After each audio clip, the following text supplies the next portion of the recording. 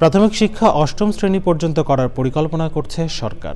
পরিকল্পনা বাস্তবায়নে এরই মধ্যে সব ধরনের কার্যক্রম শুরু হয়েছে জানিয়ে শিক্ষা এবং প্রাথমিক ও গণশিক্ষা প্রতিমন্ত্রী বলেছেন, উন্নত জাতি করতে এই খাতের দিকে শক্তভাবে নজর দেওয়া হচ্ছে। রাজধানীতে সেমিনারে তিনি বলেন, কোচিং এবং গাইড বই নির্ভরতা কমাতে কঠোর পদক্ষেপ নেওয়া হচ্ছে। মোস্তফা মল্লিকের রিপোর্ট। 200-র বেশি সার্ভিস ও ফিচারে লেনদেনের সব বিকাশ অ্যাপে সম্ভব। শিক্ষা খাতে অগ্রগতির জন্য প্রাথমিক শিক্ষার মানোন্নয়নের প্রসঙ্গে যখন সংশ্লিষ্ট সব মহলের আলোচনায়, তখন এ খাতে অর্থায়নে অগ্রাধিকার দেওয়ার সুপারিশ করছেন বিশেষজ্ঞরা।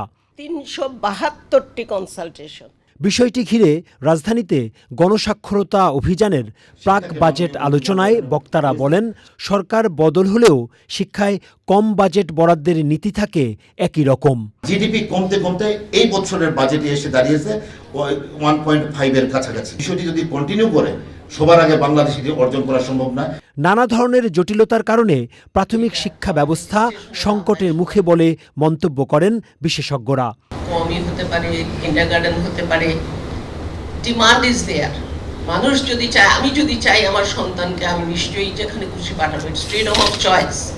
কিন্তু আমার দেশের সন্তানেরা কোথায় পড়ছে, কি লেখাপড়া করছে, কোন সিলেবাস ফলো করছে, তাদের আয়ের উৎস কি, যারা চালাচ্ছেন সেগুলো জানার অধিকার নাগরিকের আছে। এবারকার বাজেটে অন্তত প্রাইমারি পর্যায়ে 500 টাকা, নিম্ন মাধ্যমিক পর্যন্ত অষ্টম শ্রেণী পর্যন্ত এটি 700 টাকা করা এবং মাধ্যমিক বা সে উচ্চ পর্যায়েটা অন্তত 1000 টাকা করা। শিক্ষা এবং প্রাথমিক ও গণশিক্ষা প্রতিমন্ত্রী বলেন, প্রাথমিক শিক্ষাকে সত্যিকার অর্থে মানসম্মত করতে কাজ চলছে। 4-5 হলো প্রি প্রাইমারি, 6-10 হলো প্রাইমারি, 10, 11, 12, 13 হলো ক্লাস 8 পর্যন্ত। আমরা প্রাইমারি বাড়িয়ে ক্লাস 8 পর্যন্ত নিয়ে যেতে চাই, আমরা কম্পালসারি করতে চাই। আমরা এটা করব স্টেপ বাই স্টেপ। আমার প্রাইমারি স্কুলগুলোতে, স্পেশালি মেট্রো এলাকাগুলোতে জমি দখল প্রত্যেক দিন হচ্ছে। আমার স্কুলের ক্যাম্পাসের মাঠ দখল করে নিয়ে যায়, আমার স্কুলের ক্যাম্পাসের বিল্ডিং এর অংশ দখল করে নিয়ে যায়। কোচিং গাইড বুক আমরা বন্ধ করে দিতে চাই। গাইড বুক এগুলো বন্ধ করার জন্য কিন্তু ওই যে অনলাইন যে আমরা এডুকেশন ফুল একটা ইকোসিস্টেম তৈরি করতে চাই, এগুলো নিয়ে হয়তো আগামী দিনগুলোতে আরো বেশি কথা হবে।